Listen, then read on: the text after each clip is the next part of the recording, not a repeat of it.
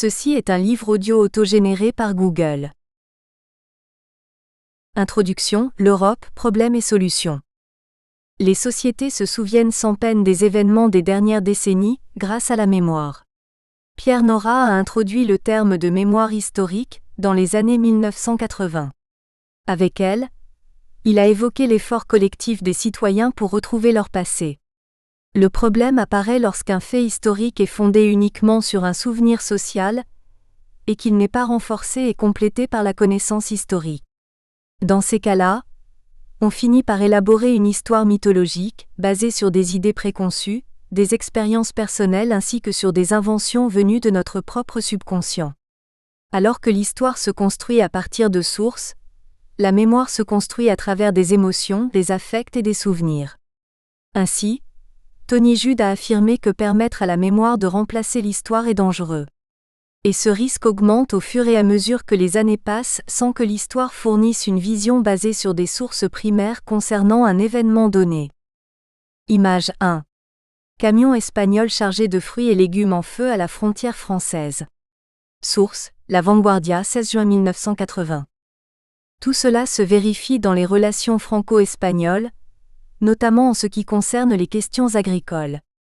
Une partie importante de la société née dans les années 60 et 70 se souvient des débats animés sur les produits agricoles. Une partie de la population évoque facilement les boycotts de camions de fruits, de légumes et de vin dans le cas espagnol, et de poissons dans le cas français présenté dans l'image numéro 1. Ces visions s'appuient sur les mémoires collectives que nous venons d'évoquer, influencées par l'opinion publique à ces moments précis qui, comme nous le verrons, faisait état d'un parti pris nationaliste important, chapitre 3. Cette situation est due au fait que jusqu'à présent, il n'y a eu que très peu d'analyses historiques sur cette question. Il est frappant de constater que jusqu'alors, ni les historiens ni les administrations publiques ne se sont appuyés sur ce type d'analyse pour promouvoir les liens bilatéraux et mettre fin aux faux mythes sur les relations passées. Pour toutes ces raisons, le principal objectif de cette recherche est de réaliser une première analyse sur la relation agricole franco-espagnole entre 1975 et 1982, et de connaître son impact sur les négociations d'adhésion à la CEE. Cette étude ne réduit pas sa portée à une vision bilatérale traditionnelle, mais elle est plutôt liée à la construction européenne des années 70 et 80. De cette façon, on pourra constater le véritable impact de la question agricole, chapitre 2. Bien qu'au cours des dernières décennies les questions agricoles aient été éclipsées par les questions industrielles et économiques, les discussions sur l'agriculture ont marqué la CEE et les relations entre les pays de l'UE. Il s'agit non seulement d'apporter une contribution à l'historiographie, mais aussi de remplir la fonction sociale de l'historien et de contribuer à façonner une conscience collective saine et sans préjugés. Pour la première fois, les citoyens espagnols, français et européens pourront avoir une vision structurée de ce qui s'est passé à partir de sources primaires. Cependant, l'auteur est conscient qu'il s'agit d'une première approche d'un sujet à peine abordé, de sorte qu'à terme, l'étude pourra être complétée et améliorée. De l'objectif principal se dégagent de nombreuses questions auxquelles nous ferons allusion en y apportant des réponses tout au long de l'enquête. Pourquoi l'adhésion de l'Espagne dépendait-elle, en partie, des débats agricoles entre la France et l'Espagne? Quelles étaient les racines du conflit? Ces raisons étaient-elles liées à la concurrence économique des produits agricoles, guerre commerciale, ou au contraire, les questions politiques étaient-elles prédominantes? Ces approches débouchent sur un certain nombre d'objectifs secondaires. À connaître l'origine des discours critiquant la position du pays voisin en ce qui concerne le secteur primaire, pour quels motifs ces arguments sont apparus et comment ils se sont développés. B. Déterminer le rôle de la société civile, de l'association agricole et des acteurs économiques liés à ce secteur. En même temps, interpréter le comportement politique des deux côtés des Pyrénées tant dans les discours nationaux que dans leurs projections internationales. C. Enquêter sur l'influence qu'a eue cette controverse au niveau international et sur la position des institutions communautaires, des partenaires communautaires et des pays tiers ayant un lien avec l'Espagne et la CEE. Le cadre chronologique choisi a été celui de la transition politique interne espagnole. Bien qu'il existe encore certaines nuances dans leur périodicité, une partie importante de la corporation des historiens a bien voulu l'accepter, sans oublier les étapes préalables qui approfondissent la crise du franquisme et les préparatifs des mouvements sociopolitiques prédémocratiques des années précédentes, qui ont débuté avec la mort de Franco, novembre 1975, et qui se sont terminés avec la victoire socialiste aux élections générales, octobre 1982. La principale raison de cette chronologie a été l'évolution des tendances intervenues en 1982, et qui a marqué un tournant dans le conflit agraire. Bien que la transition espagnole à un niveau extérieur se prolonge jusqu'à son entrée en Europe en 1986, dans le cas agricole, comme on le verra plus tard, 1982 a été une année clé où les dynamiques ont totalement changé. Principalement parce que la victoire socialiste a apporté une nouvelle façon de comprendre l'européanisme. Dans le même temps, le personnel politique et de négociation a été renouvelé. Fernando Morán et Manuel Marín ont tous deux apporté une vision différente de celle qui avait été défendue jusqu'alors par Calvo Sotelo et Raimundo Bassols. Les relations bilatérales ont constitué un changement de cap. La coïncidence des gouvernements socialistes en France et en Espagne a permis de modifier le regard du pays voisin, surtout depuis la fin de l'année 83. Au même moment, le contexte communautaire s'est également amélioré entre 1982 et 1986, ce qui leur a permis d'affronter ces moments-là avec d'autres formes politiques. La deuxième phase de négociation hispano-communautaire a débuté en 1982, après la conclusion de la vue d'ensemble. C'est en 1984, lors du sommet de Fontainebleau, que la crise interne que traversait le marché commun a été maîtrisée. En outre, il ne faut pas oublier que le conflit agraire entre les deux pays n'a pas été résolu avec l'entrée de l'Espagne dans l'Europe. Certaines tensions sociales subsistent encore aujourd'hui. En mai 2019, plusieurs camions de fruits espagnols ont été boycottés par des agriculteurs français qui protestaient contre l'application de leurs faibles prix. Ainsi, comme le préconisaient Antoine Prost et Henri-Irénée Maroux, on a opté pour une chronologie concrète du conflit, au lieu de choisir des périodes générales pouvant conduire à des erreurs analytiques. Pour avoir une vision réelle de ce que la question agraire a représenté dans les relations franco-espagnoles et dans l'intégration en Europe, il faut l'analyser en deux phases différentes. D'abord dans les gouvernements de l'UCD pendant la transition, 1976 à 1982, puis dans l'étape socialiste, 1982 à 1986. Il est nécessaire d'accorder une attention particulière aux caractéristiques de chaque étape, pour avoir une idée globale de ce que ce problème a représenté pour l'histoire des deux pays, et pour la construction européenne. Le problème agricole franco-espagnol est l'un des angles morts dans l'histoire des institutions communautaires, et est également lié au problème de l'actualité européenne. D'une part, la crise économique de 2008 a conduit ces dernières années à une crise systémique, et l'Union européenne en a été l'une des principales victimes. Dans nombre de ses pays partenaires, des partis politiques se sont constitués, prônant leur départ de cette entité supranationale, voire la dissolution de l'UE. Cette analyse présentera les risques des nationalismes.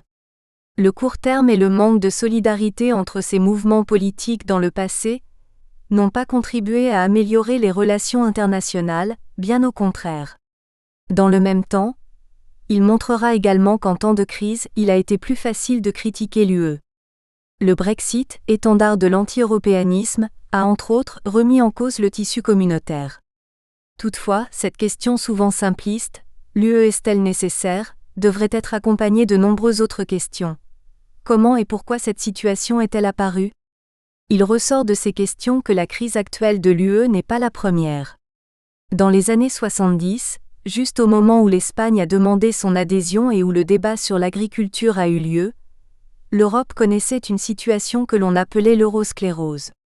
Tony Judt estime que ce fut l'une des décennies les plus décourageantes du XXe siècle, et Joseph Fontana estime qu'à cette époque, la société a compris que l'histoire n'était pas un processus de progrès ininterrompu. Ce furent des moments de grand contraste. En même temps que la CEE et la PAC étaient paralysées, certaines avancées étaient également réalisées telles que la création du système monétaire européen, la mise en place de l'Ostpolitik et la troisième vague de démocratisation après la chute des dictatures en Espagne, en Grèce et au Portugal. Le cadre général n'était pas beaucoup plus encourageant. La tension de la guerre froide, la remise en cause de l'État-providence, le rideau de fer, la chute du système de Bretton Woods, 1971, les crises pétrolières de 1973 et 1979 et le glissement vers le conservatisme aux États-Unis et en Europe centrale sont quelques-uns des traits marquants de ces temps forts. Sur un plan national, la situation intérieure a également suscité un certain nombre de questions. Chapitre 1. En Espagne, la transition vers la démocratie a été marquée par des problèmes économiques, sociaux et terroristes. Et en France, le paysage politique a été conditionné par la division entre les différents groupes idéologiques et l'impact de la crise pétrolière. Dans tout ce contexte, la CEE s'est efforcée de poursuivre certains de ses projets, comme l'ont montré les élargissements vers la Méditerranée. Ces processus, comme on peut le constater dans les négociations agricoles franco-espagnoles, étaient très complexes, car certains des problèmes engendrés par l'intégration britannique en 1973 étaient encore en cours d'étude. C'est pourquoi, avant l'adhésion de l'Espagne, les aspects agricoles, qui ont été les plus controversés, notamment pour l'intérêt français, ont été étudiés de manière très précise. D'autres questions ont été négligées, comme la possibilité de structurer la CEE par le biais de valeurs politiques et sociales européennes, et pas seulement en tant que marché économique. Ce dernier point est l'un de ceux qui ont contribué au déséquilibre actuel. Ainsi, comme l'affirmait Pierre Vilar, penser historiquement pourrait aider à comprendre l'évolution des relations bilatérales. Ou du moins, comme l'a montré Margaret Macmillan, nous aider à poser les bonnes questions au présent. En même temps, on pourra constater la force que les mouvements sociaux peuvent atteindre dans la politique internationale. L'association agraire, surtout en France, est une preuve importante que les relations internationales ne dépendent pas seulement de la diplomatie. Les manifestations qui ont eu lieu lors du Tour de France 2018, l'une des grandes vitrines vers le reste du monde, sont une preuve de la capacité de mobilisation que conserve encore le secteur primaire dans ce pays. Cette force du monde associatif agricole était un héritage du lien qu'ils avaient avec les pouvoirs publics dans les années 70. Comme on le verra dans les chapitres 2 et 3, pour comprendre l'origine de la question agraire, il faut établir une relation entre le pouvoir national, la diplomatie internationale et aussi l'associationnisme agraire. On pourra ainsi démontrer le caractère multifactoriel de la question agricole. Celle-ci ne peut s'expliquer ni par des arguments, qui ne concernent que la concurrence agricole ou les intérêts nationaux, ni par des débats entre les élites politiques des deux pays. Il faut faire référence à l'importance des mouvements sociaux dans la politique étrangère. En d'autres termes, cette monographie n'est pas une étude des élites diplomatiques, mais une analyse de tous les éléments et acteurs impliqués dans le problème agraire. Par conséquent, les histoires fondées sur la mémoire collective concernant la concurrence agricole seront en partie démystifiées. On peut ainsi constater la grande complexité du sujet. Le lecteur, en entrant dans le sujet, comprendra qu'il s'agissait d'une question multifactorielle. Dans cette optique, Johann Wolfgang von Goethe, écrivain et scientifique allemand, a souligné que les explications au changement sont souvent plus compliquées qu'il n'y paraît dans un premier temps. C'est la même chose avec l'histoire et la nature, comme avec tous les problèmes profonds, qu'ils soient passés, présents ou futurs. Plus on s'enfonce dans les problèmes, plus ceux qui surgissent sont difficiles à résoudre. Par ailleurs, cette monographie est également liée à la crise de l'agriculture du XXIe siècle, un modèle qui s'est consolidé précisément dans les années 60 et 70. Le passage des paysans et des cultivateurs à des entrepreneurs agricoles a entraîné la modernisation, mais aussi des problèmes tels que le dépeuplement, la pollution, la dépendance énergétique et l'assimilation du capitalisme.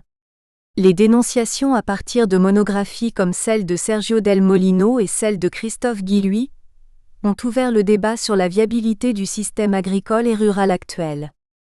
Dans les années 1970, alors qu'il était déjà assumé dans une grande partie de l'Europe de l'Ouest, les arguments sur cette révolution verte, comme on l'appelait à l'époque, étaient très différents de ceux d'aujourd'hui, chapitre 2.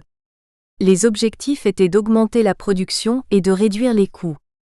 Le problème généré par ce modèle n'a été compris qu'à moyen terme mais à l'époque, ni le remembrement des terres ni la pollution n'étaient des éléments à examiner. Le problème de la dépendance énergétique n'a été réalisé qu'avec les crises pétrolières de 1973 et 1979, mais aucune solution n'a été trouvée. Cette recherche nous rapprochera donc de la mise en œuvre du modèle agricole qui est aujourd'hui remis en cause et nous permettra de comprendre, au moins partiellement, comment les arguments politiques et sociaux ont évolué, notamment ceux liés à l'environnement, à la technologie et au dépeuplement. En même temps, elle permettra de comprendre que les différends actuels concernant l'approbation de la nouvelle PAC ne sont ni les premiers ni le seul résultat du contexte actuel. Les intérêts nationaux ont toujours fait partie des discussions communautaires. L'analyse donnera quelques indices, permettant de dégager certaines questions d'actualité. Comme nous l'analyserons au chapitre 4, sur le plan diplomatique, les deux pays étaient conscients de l'importance de l'adhésion espagnole pour générer un front commun dans la CEE des pays agricoles, France, Espagne et Italie, contre les pays consommateurs, Grande-Bretagne, Allemagne. Ces débats ont surtout porté sur les problèmes sociaux des boycotts et des protestations syndicales, bien que le fait qu'ils aient eu lieu à la même période ait éclipsé les politiques de syndicalisation des pays agricoles. Et cela révèle à nouveau la complexité des questions internationales. Pour en revenir au présent, le Conseil des ministres de l'Agriculture de l'UE qui s'est tenu au Luxembourg en octobre 2019, a une nouvelle fois évoqué cette union méditerranéenne. L'Espagne s'est alignée sur la France pour maintenir les budgets de la PAC pendant la période allant de 2021 à 2027. Pour aboutir à cette communion franco-espagnole, il a fallu surmonter des périodes de négociations compliquées, dont la plupart ont eu lieu pendant la transition.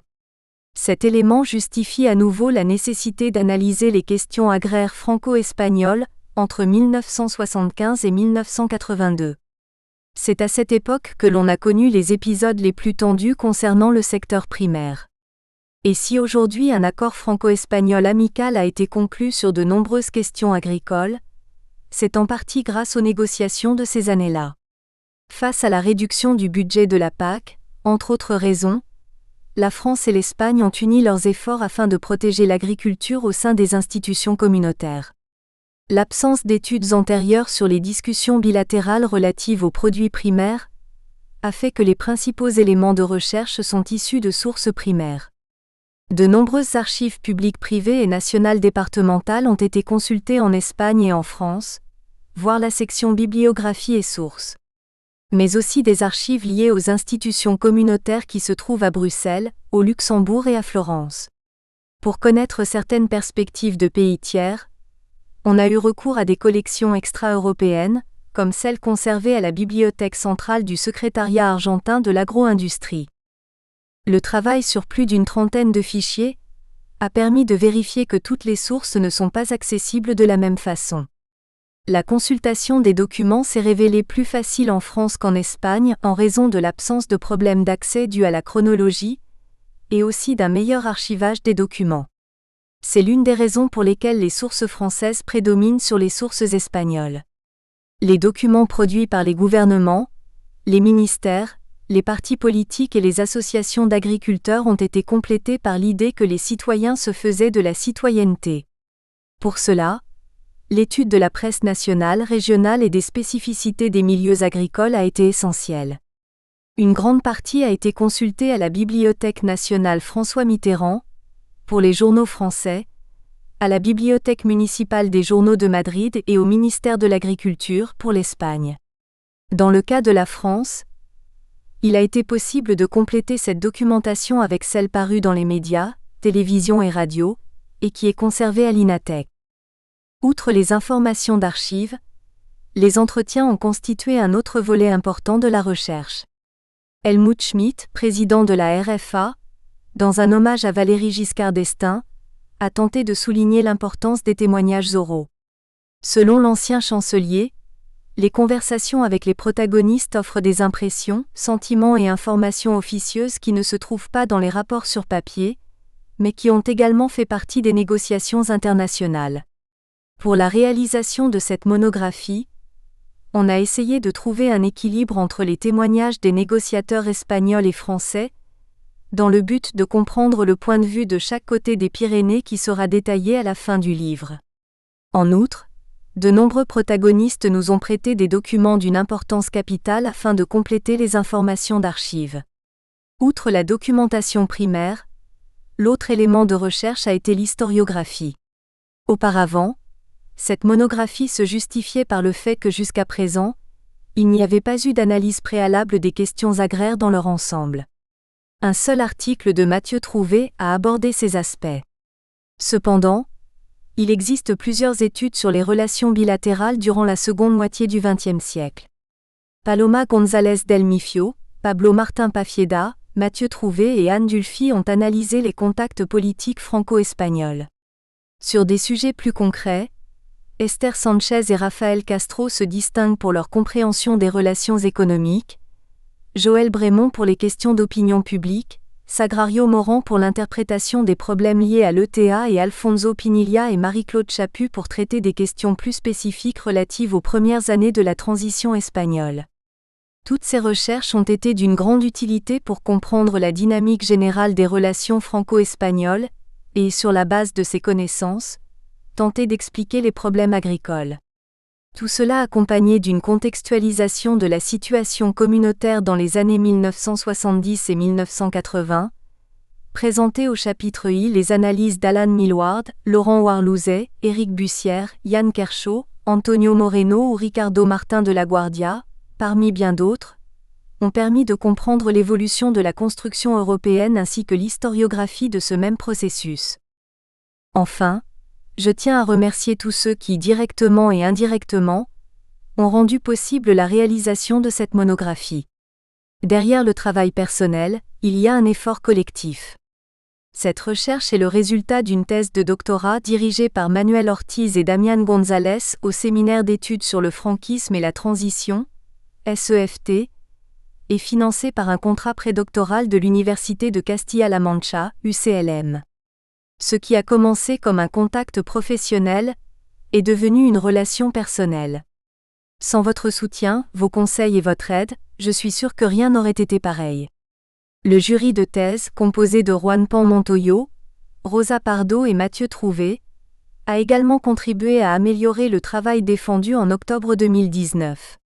Leurs conseils et recommandations ont permis de donner plus de sens à certaines sections de la recherche, et d'ajouter des réflexions que nous n'avions pas envisagées auparavant. Je tiens également à remercier Antonio Moreno Juste pour son excellent accueil à l'Universidad Complutense de Madrid, où je développe actuellement mes travaux de recherche. Je voudrais remercier Maria José Hernández, conseillère de l'agriculture, de la pêche et de l'alimentation à l'ambassade d'Espagne en France. J'aimerais avoir quelques mots pour Monsieur Henri Nallet, qui a gentiment préfacé cet ouvrage et qui m'a aussi énormément aidé lors de la recherche. Sans leur collaboration, cette monographie n'aurait pas été possible. À cet égard, je tiens à remercier les éditions L'Harmattan et tout particulièrement Madame Joëlle Chassin pour la confiance placée dans cet ouvrage et le professionnalisme de son travail. Sans eux, la traduction de ce livre de l'espagnol au français n'aurait pas été possible. Tout aussi importants ont été tous les protagonistes qui ont apporté leurs témoignages, et même les documents qu'ils avaient encore en leur possession. Les conversations avec chacun d'entre eux ont permis de comprendre certaines clés du problème agraire, qui ne figurent pas dans les rapports écrits. De même, l'enquête n'aurait pas été possible sans le travail acharné du personnel de toutes les archives consultées. Le traitement reçu dans chacune des archives des différents pays a été exemplaire, et dans la plupart des cas, elles ont répondu à toutes nos demandes, même lorsqu'elles ont été réalisées par voie informatique. Enfin, je ne peux oublier ma famille, mon couple et mes amis.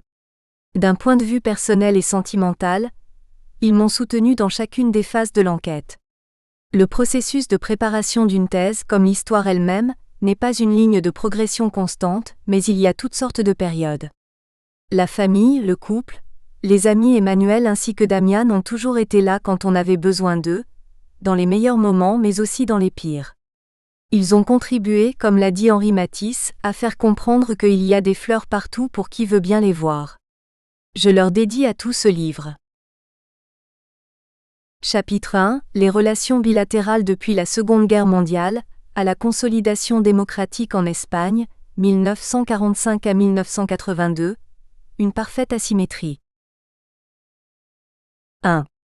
Relations politiques, le chemin pour Bruxelles passe par Paris. L'une des expressions les plus pertinentes pour définir la situation bilatérale au cours des 80 dernières années est celle utilisée par Ramon Acufia. Comme les dents d'une scie, est le titre qu'il a choisi pour le livre dans lequel il raconte les liens entre les deux États. Les relations entre la France et l'Espagne ont trop souvent fluctué en fonction du contexte international et des intérêts de chaque pays. Le nouveau contexte de l'après-guerre a créé un scénario marqué par la dichotomie démocratie-dictature. En Espagne, la dictature de Franco s'installait pendant qu'en France, la Ve République 1958, avec un système démocratique très personnalisé par Charles de Gaulle, s'instaurait. Cette situation, comme vous le verrez dans ce chapitre, a changé tout au long des années 70. Le début de la transition politique espagnole a permis d'amorcer la construction d'un système démocratique et, avec lui, de véhiculer une meilleure image à travers l'Europe. À la même époque, deux gouvernements se succédaient en France, Valéry Giscard d'Estaing et François Mitterrand, avec des tendances idéologiques différentes, mais qui ont coïncidé en s'éloignant du gaullisme du début de la Ve République. Tous ces facteurs ont influencé les contacts bilatéraux et bien qu'ils aient été instables au cours du XXe siècle, ils n'ont jamais été interrompus. En d'autres termes, malgré les difficultés, les deux pays ont toujours été en contact permanent. Les raisons pour lesquelles les liens ont été maintenus malgré les conflits peuvent être attribuées à différents facteurs. La présence de frontières en est peut-être un. Bien que la ligne de démarcation physique entre les deux États délimite clairement la frontière de chacun, il existe des ressources naturelles et humaines qui vont au-delà de cette séparation politique. La présence de barrages ou de rivières qui serpentent entre les deux pays exige le maintien de certains accords. En outre, comme le montre la théorie du concept de frontière, les zones limitrophes finissent par avoir plus de relations entre elles qu'avec d'autres qui sont à l'intérieur même de leur pays. Ainsi, un citoyen de Béziers a plus de liens avec un Catalan qu'avec un Parisien. Compte tenu de cette situation, les échanges entre régions de plusieurs pays aboutissent à terme à des groupes de travail en commun. Et dans ce cas, la France et l'Espagne ont été obligées de maintenir certains contacts malgré des relations tendues sur un plan général. Les commissions des eaux du lac Lanos en 1957 ou celles de la Garonne entre 1963 et 1977 en sont quelques exemples. Un autre facteur qui a permis de maintenir des relations permanentes a été la situation géostratégique de chacun des États. Pour la France, le territoire espagnol était essentiel au maintien des connexions terrestres avec l'Afrique, continent sur lequel le pays avait historiquement eu une présence coloniale très importante.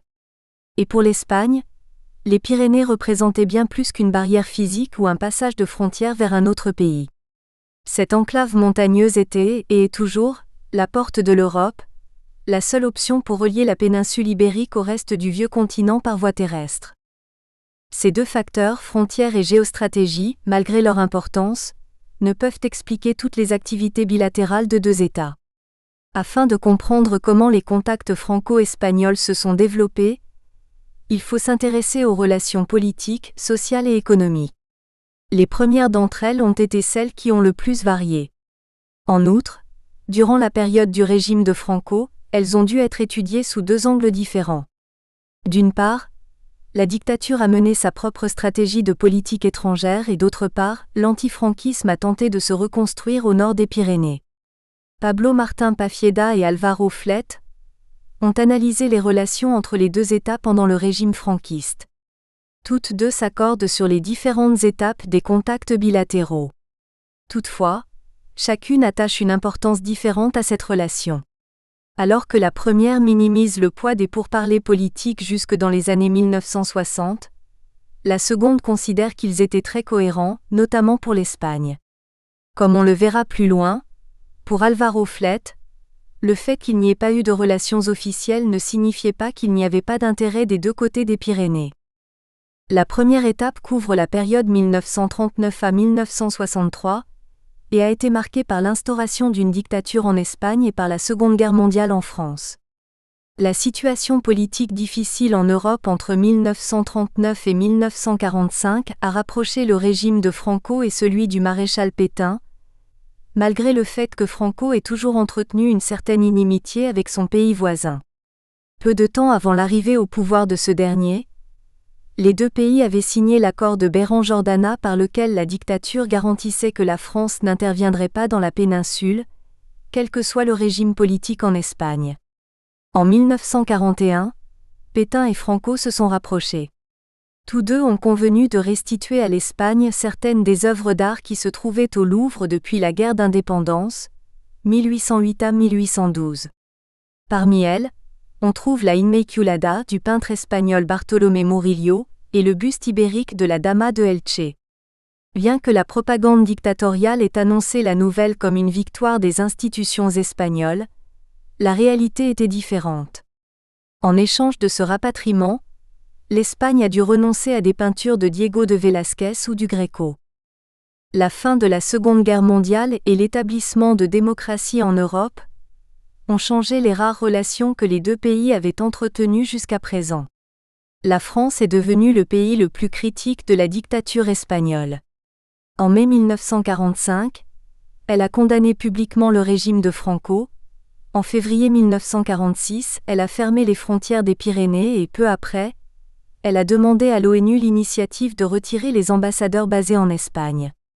L'isolement imposé par les pays démocratiques occidentaux au franquisme, ainsi que les intérêts et les préférences du dictateur lui-même, ont conduit l'Espagne à orienter sa faible politique étrangère vers l'Amérique latine et le Maghreb. Jusqu'à l'arrivée de Fernando Castilla au ministère des Affaires étrangères, l'Europe n'était pas une priorité pour l'élite franquiste. Cette nomination a constitué un tournant important dans la politique étrangère de l'Espagne et dans la conception de l'Europe. Cette nouvelle administration a compris que pour entrer dans la normalité internationale, il était nécessaire de faire partie des institutions communautaires. Le ministère a été professionnalisé, des tentatives ont été faites pour dissocier ses actions de l'activité interne, et des efforts ont été faits pour renouveler l'image de la dictature dans le cadre international. Dans cette perspective, l'un des principaux objectifs du nouveau ministre était d'établir des contacts avec la CEE en vue de son intégration. Pour cela, l'Europe n'a plus été pensée comme une idée uniquement intellectuelle basée sur des valeurs chrétiennes. À partir de ce moment-là, la CEE a été considérée comme une opportunité économique et politique. La preuve la plus évidente de cette conception est la lettre envoyée par Castilla à Bruxelles le 9 février 1962. Il y demandait l'ouverture de négociations en vue de la future adhésion de l'Espagne à la CEE. Toutefois, les institutions européennes n'ont pas répondu à cette demande, laissant entendre que le principe démocratique qu'elles réclamaient dans le cadre communautaire n'avait pas été respecté. Avant tout cela, le début de la guerre froide et les nécessités commerciales ont conduit la France, comme d'autres pays occidentaux, à lever progressivement tous ses vétos. À partir de ce moment-là, les relations internationales n'ont plus été fondées sur des principes éthiques et démocratiques, mais sur des intérêts nationaux. Dans ce nouveau contexte, l'Espagne, en raison de sa position géostratégique et de sa lutte contre le communisme, est devenue un pays important dans le cadre d'une confrontation entre les deux principales puissances mondiales. Les accords signés avec les États-Unis en 1953 en témoignent. Malgré la propagande franquiste qui considérait ces contacts comme un succès de la dictature, en réalité, les différents rapprochements étaient dus aux intérêts militaires du gouvernement américain et l'aide économique n'était pas le fruit d'une négociation entre égaux, mais plutôt une concession américaine. Cette détente à l'égard de l'Espagne s'est traduite par le soutien de la France à la candidature de Franco à l'UNESCO et à l'ONU. L'arrivée de Charles de Gaulle au palais de l'Élysée a entraîné des changements importants dans les contacts avec ce pays. L'importance des relations bilatérales pendant la présidence de Charles de Gaulle a été le point sur lequel Pablo Martín Pafieda et Álvaro Flete ont présenté le plus de différences. Pour le premier, les contacts étaient plus symboliques que réels. Et dans la plupart des cas, motivés par la sympathie du président français pour ce pays. Cette attirance s'est confirmée en 1970, lorsqu'il a quitté le palais de l'Élysée pour faire un tour en Espagne et rencontrer Franco. Pour la seconde, les relations sont asymétriques car si pour l'Espagne elles étaient cruciales, pour la France elles n'étaient pas indispensables. Malgré cette situation contrastée, Álvaro Flet considère qu'il s'agissait de contacts plus pertinents que ce qui avait été révélé. La présence de Fernando Castilla au ministère des Affaires étrangères depuis 1957 a également contribué à accroître les contacts. Cette amélioration de la situation a été remarquée lors du Conseil de l'Élysée en mai 1959, qui portait exclusivement sur les relations avec l'Espagne, et dans le rapport sur certains aspects favorables de la politique française à l'égard de l'Espagne commandité par le régime franquiste la même année. En même temps, le soutien français pour l'entrée de l'Espagne dans l'OECE et les commentaires du Palais de l'Élysée en faveur de l'intégration de l'Espagne dans la CEE prouvent la multiplication des contacts entre les deux pays. Les déclarations en faveur de l'adhésion au marché commun ont été faites dans le cadre de la demande de l'Espagne d'entamer des négociations en vue de son entrée dans la CEE, 1962. Ces aveux, comme on le verra plus loin, non seulement ne se sont pas matérialisés, mais sont devenus dans les années 70 des commentaires défavorables à l'adhésion. La reprise des relations franco-espagnoles après le veto de 1946 a servi à établir les premiers liens politiques, non seulement dans le cadre bilatéral, mais aussi dans le contexte international. Cependant, tous les éléments n'ont pas été positifs car certaines questions ont généré des problèmes diplomatiques. Une grande partie des affrontements étaient liés aux colonies en Afrique. L'Espagne et la France n'avaient pas la même vision sur les mouvements d'indépendance du Maroc. Et, à l'exception de la collaboration dans la guerre d'Ifni de 1958, aucune entente cordiale entre les deux pays européens n'a eu lieu pendant tout le reste du temps. La conception différente des vestiges de l'impérialisme du XIXe siècle a également affecté l'indépendance de l'Algérie. Alors que la France s'efforce de mettre fin à tous les mouvements nationalistes algériens, le franquisme protège certains dirigeants du Front de Libération Nationale, FLN, jusqu'à ce que l'élite de la dictature comprenne que si elle voulait garder ses territoires en Afrique, elle avait besoin que la France garde les siens. En Espagne, se sont également réfugiés des membres de l'organisation de l'armée secrète, OAS, une organisation française d'extrême droite, avec l'autorisation du gouvernement espagnol. À court terme, cette situation a fait que le Palais de l'Élysée n'a pas répondu aux demandes des Espagnols qui voulaient que la France rende difficile le séjour des exilés républicains espagnols. Le gouvernement français n'a accepté ces demandes que lorsque l'Espagne a cessé d'accueillir des membres du FLN et de l'OAS. En même temps, la position espagnole à l'égard de ces organisations a pu, à moyen terme, influencer l'attitude française à l'égard des membres du groupe terroriste ETA, dont il sera question plus loin. La deuxième étape des relations franco-espagnoles pendant la dictature a occupé la période de 1963 à 1970. La plupart des chercheurs s'accordent à dire que cette étape a été caractérisée par une augmentation des relations économiques. Pendant cette période, l'économie nationale en Espagne a été soutenue par les plans de stabilisation qui avaient démarré en 1959. Pendant ce temps, Charles de Gaulle en France avait défini une nouvelle politique économique basée sur une intervention accrue de l'État et un nouveau programme extérieur dans le but de renforcer la grandeur de la France sur la scène internationale. Pour le président français, la politique internationale devait servir à améliorer l'économie nationale et à démontrer qu'elle était l'une des plus grandes puissances mondiales. Le contexte économique favorable, ainsi que les différentes initiatives de l'Élysée, ont permis au PIB de croître à un taux de 5,48% par an pendant la période 1958 à 1969. Dans ce nouveau contexte, comme le montre Esther Sanchez, les contacts commerciaux entre l'Espagne et la France ont progressé en dehors de toute relation politique.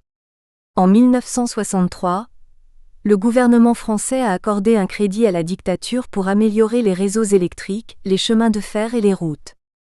Des entreprises privées françaises ont également investi en Espagne. Les banques Paribas et BNP contrôlèrent certaines des plus importantes sociétés financières en Espagne, telles que CEFISA ou le Conseil d'Espagne, mais l'importance des investissements français sera examinée dans la section suivante. Sur le plan politique, les progrès ont été moins importants que sur le plan économique, principalement parce que le maintien de la dictature en Espagne limitait la possibilité d'accords publics. En outre, l'exécution de Julian Grimau en avril 1963 a encore accru les critiques européennes envers le franquisme et alors, les relations se sont refroidies. Pendant le franquisme et la transition, la montée de la violence en Espagne a été l'une des raisons pour lesquelles les pourparlers ont été bloqués. La condamnation à mort de Grimau, par exemple, a déterminé la visite de Valéry Giscard d'Estaing en Espagne. Bien que le régime franquiste ait tenté de faire une interprétation politique de la réunion, le ministre français a avancé son retour pour éviter toute relation avec l'Espagne. Cependant, au cours de ces années, il y eut de nouvelles approches entre les deux pays. La plus importante de toutes a été la visite de Couve de Murville à Madrid en 1964. Lors de cette réunion, le soutien français à l'entrée de l'Espagne dans l'OECE a été officialisé, déclaration utilisée par la dictature pour tenter de justifier ses relations avec les pays de l'UE. Les deux pays disposaient de comptes rendus détaillés des événements survenus de l'autre côté des Pyrénées, et de la manière dont cela pouvait influencer leur politique et leurs marchés nationaux. Tant sous le régime de Franco que pendant la transition, le palais de l'Élysée détenait des informations sur tout ce qu'il se passait en Espagne, comme le prouvent les informations conservées dans les archives étrangères. À partir du moment où l'Espagne a demandé son adhésion à la CEE en 1962, la France a effectué des rapports spécifiques concernant l'Espagne. Non seulement sur sa politique intérieure, mais aussi sur l'avis du reste des partenaires communautaires concernant une éventuelle intégration espagnole. De l'autre côté des Pyrénées, l'Espagne a fait de même non seulement pour connaître la situation interne de son voisin, mais aussi pour copier certains programmes de son administration. Les technocrates ont analysé en profondeur le modèle économique français, promu par Jacques Rueff, afin de le mettre en pratique en Espagne à travers les plans de stabilisation. Alors que dans les années 1950, les questions des réfugiés et des colonies au Maghreb étaient mises en exergue, à partir de 1963, le débat sur l'ETA a été imposé comme l'un des leitmotifs les plus récurrents dans les entretiens bilatéraux. De nombreux membres de l'ETA, bien qu'agissant en Espagne, se sont réfugiés en France à la recherche de l'anonymat. Face à cette situation, la France a éprouvé des difficultés à définir ce groupe armé et a fini par le considérer comme faisant partie de l'anti-franquisme, malgré le fait qu'il ait utilisé la violence comme recours. Dans une certaine mesure, comme nous l'avons vu plus haut, cette attitude française pouvait être liée à la première position que la dictature avait prise à l'égard du FLN. Enfin, entre 1970 et 1975, il y eut quelques changements dans les relations. Pour la première fois depuis la Seconde République, de véritables contacts politiques se sont établis, bien que, une fois de plus, ils aient été fortement conditionnés par le processus de Burgos, le processus Milán et l'intensification de la violence franquiste. Durant cette phase, l'ETA a continué à être l'un des thèmes les plus récurrents, bien que de nouveaux débats soient apparus, notamment en ce qui concerne la collaboration antifranquiste dont il sera question plus loin. En France, deux changements importants dans le gouvernement ont eu lieu au cours de ces années. La première a été la démission de Charles de Gaulle et la prise de fonction de Georges Pompidou après les élections de 1969. Comme Mathieu Trouvé a récemment tenté de le démontrer, c'est G. Pompidou, fils d'un professeur d'espagnol, qui a réalisé la première approche avec l'Espagne. Le deuxième changement est intervenu après la victoire électorale de Valéry Giscard d'Estaing, en 1974. L'entrée de l'ancien ministre de l'Économie et des Finances au palais de l'Élysée a marqué un tournant dans la politique française. D'une part, il a été le premier président non gaulliste et d'autre part cela a signifié un changement dans la perception de l'Europe. Le nouveau président Valéry Giscard d'Estaing s'est rapproché de la conception de l'Europe qu'avait conçue Jean Monnet, et dans laquelle on parlait non seulement d'un marché économique, mais aussi de liens politiques, sociaux et même militaires. Cette nouvelle perception a marqué une rupture dans la manière de concevoir les institutions communautaires. Le vote au suffrage universel du Parlement européen a été approuvé.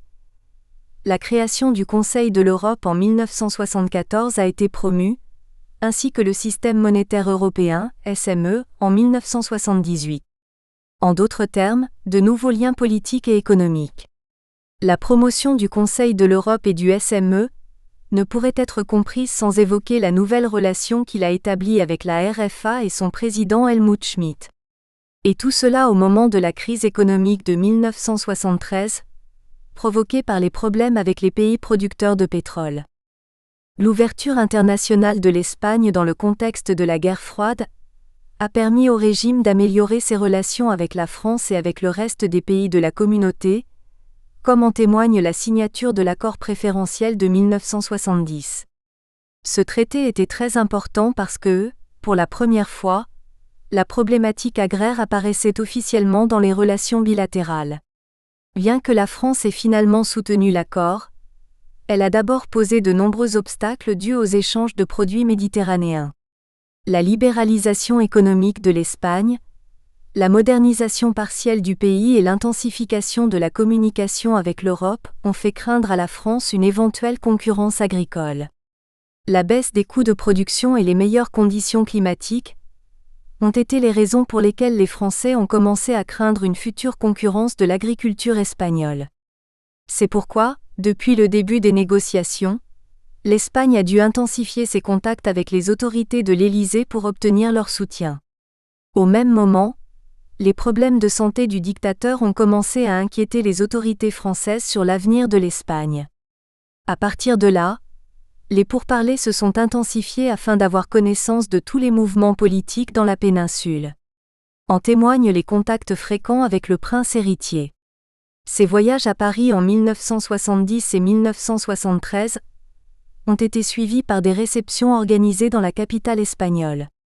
L'une des rencontres les plus marquantes a peut-être été celle avec Robert Gillet, l'ambassadeur de France en Espagne. Lors de cette rencontre en 1974, les deux hommes ont parlé des alternatives politiques de l'Espagne et l'ambassadeur a recommandé à Juan Carlos de prendre ses distances avec Franco et d'essayer de donner une image différente de celle donnée par la dictature. La possibilité d'un changement de système en Espagne a renforcé les contacts bilatéraux, car cela pouvait signifier une transformation avec des répercussions pour l'ensemble du marché commun. Comme nous venons de le voir, pendant la dictature, les relations politiques entre les deux pays étaient difficiles, parfois inexistantes et conditionnées à tout moment par le régime dictatorial en Espagne. Parallèlement, d'autres contacts de nature politique ont eu lieu en dehors du corps diplomatique. De nombreux défenseurs de la République et de la démocratie ont dû quitter le pays à la suite de l'instauration du régime franquiste. Un nombre important d'entre eux ont choisi de traverser la frontière pyrénéenne en quête de protection, bien que l'accueil des premiers instants n'ait pas été à la hauteur des attentes, car beaucoup d'entre eux se sont retrouvés dans des camps de travail dans le sud de la France ou dans des colonies françaises en Afrique du Nord. Cependant, peu après, la situation s'est normalisée au point que la France est devenue l'une des principales destinations des exilés politiques espagnols. La preuve la plus pertinente en est que la réorganisation des principaux partis anti-Franco s'est faite sur le territoire français. Le PCE a établi à Paris son comité central pendant une partie de la dictature, et cela a engendré une culture communiste en exil différente de celle qui existait à l'intérieur.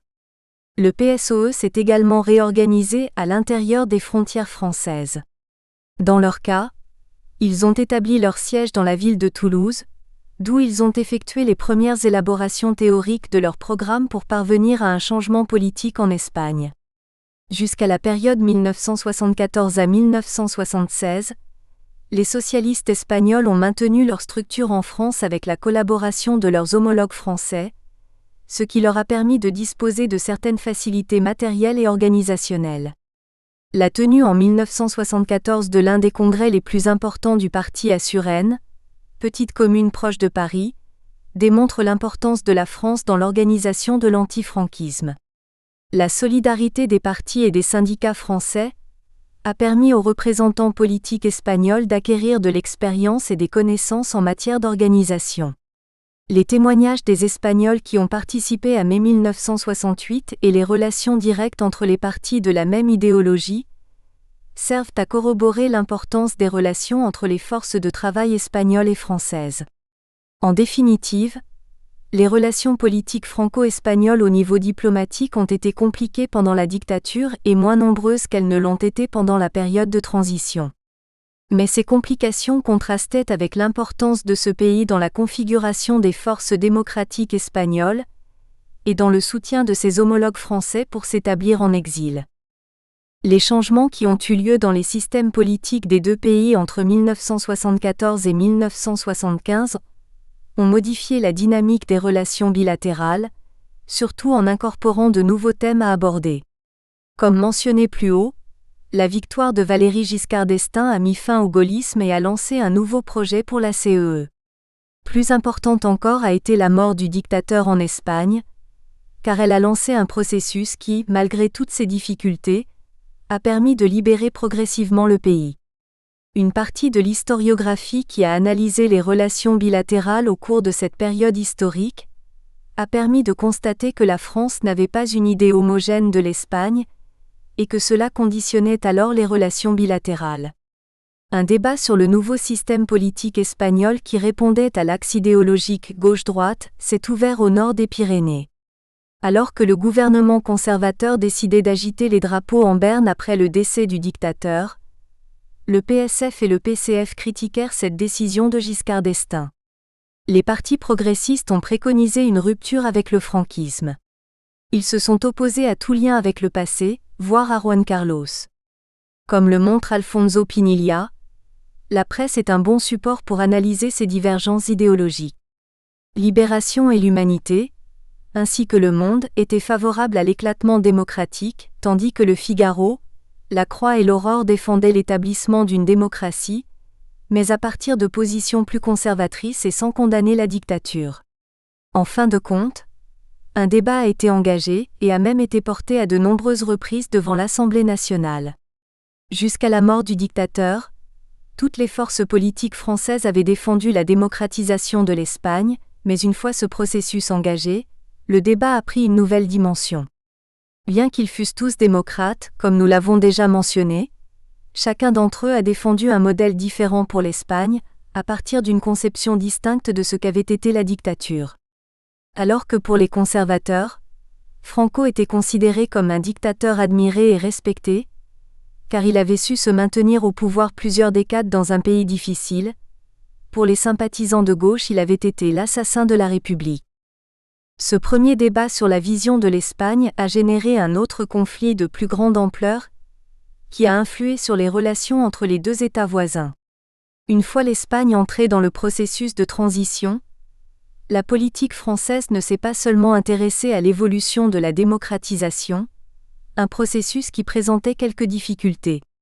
La violence, le terrorisme et l'incertitude ont également fait partie de toute cette période et pas seulement le consensus. La politique française, supposant que l'Espagne deviendrait démocratique, s'est concentrée sur l'étude d'une des conséquences de l'ouverture espagnole. Le nouveau système pouvait entraîner l'adhésion de l'Espagne à la CEE, et cela constituait un risque pour l'économie française. Ce débat, qui est celui qui a été renforcé pendant la période traitée dans l'enquête, 1975 à 1982, n'était pas structuré par rapport à l'axe gauche-droite, mais plutôt en fonction des visions nationalistes et électorales de chacun des partis. Les gaullistes et les communistes étaient les plus hostiles, tandis que les socialistes et le gouvernement essayaient de se montrer plus ambigus. Le débat sur ces questions à l'Assemblée nationale a montré une fois de plus que l'affaire espagnole est devenue une question de politique intérieure française. Et comme vous le verrez plus tard, ce sera l'argument central de l'enquête.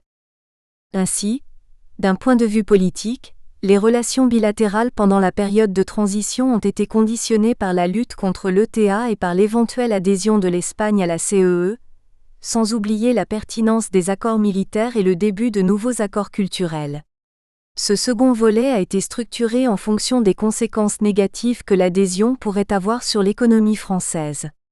À cette fin, de nombreux rapports ont été produits pour évaluer dans quelle mesure leur position dominante en Europe pourrait être affectée.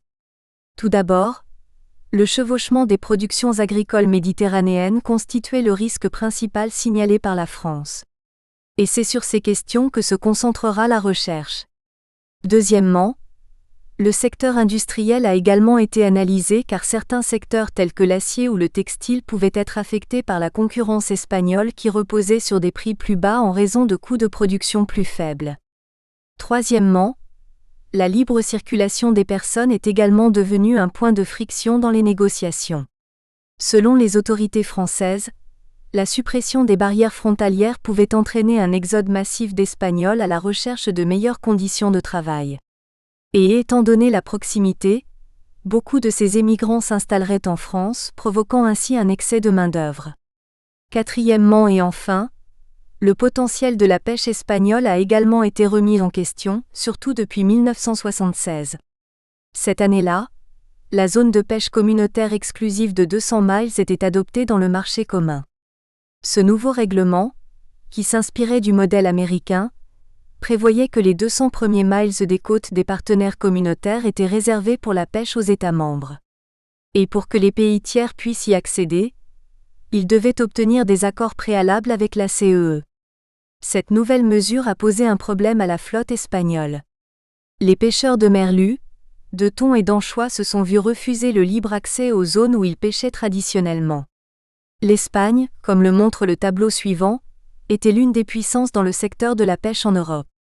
Et la limitation des zones de pêche l'a obligé à redéfinir une partie du secteur et à entamer de nouvelles négociations avec les institutions communautaires afin de maintenir l'emploi dans ce secteur.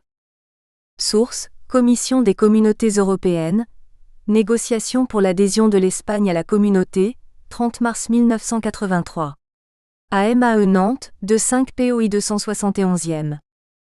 Depuis 1977, l'équipe de négociation dirigée par Miguel de Aldasoro et Raimundo Bassols avait entamé des pourparlers à Bruxelles et à Paris afin d'améliorer les accords avec la CEE. Lors des réunions, ils essayaient d'obtenir un plus grand nombre de licences de pêche et des quotas plus élevés de tonnes de poissons. Après le début des négociations hispano-communautaires en 1979, les rencontres se sont concentrées sur les périodes de transition et la part du pays ibérique dans la pêche communautaire. Dans toutes ces négociations, la France a été un pays phare, mais pas le seul à poser certains obstacles. L'Irlande et la Grande-Bretagne ont également ajouté des clauses à la pêche espagnole, car les pêcheurs espagnols voulaient retourner pêcher au large de leurs côtes. Toutefois, la France a été le pays qui a posé le plus de conditions à la pêche espagnole. Jusqu'en 1978 à 1979, l'Élysée a défendu l'exclusion espagnole de la zone des 200 miles. Cependant, l'ouverture des négociations en 1979 ainsi que d'autres raisons qui seront expliquées plus loin ont motivé un changement d'attitude de la diplomatie française. Depuis lors, au lieu de refuser des traités avec l'Espagne, ils se sont concentrés sur l'autorisation de la pêche espagnole dans les eaux communautaires puisqu'elle serait membre de la CEE, mais en imposant des conditions particulières. La France a soulevé certaines objections à l'entrée des navires basques dans les eaux communautaires, golfe de Gascogne, pour deux raisons. Tout d'abord, les zones dans lesquelles les armateurs espagnols pêchaient se trouvaient au large de leurs côtes.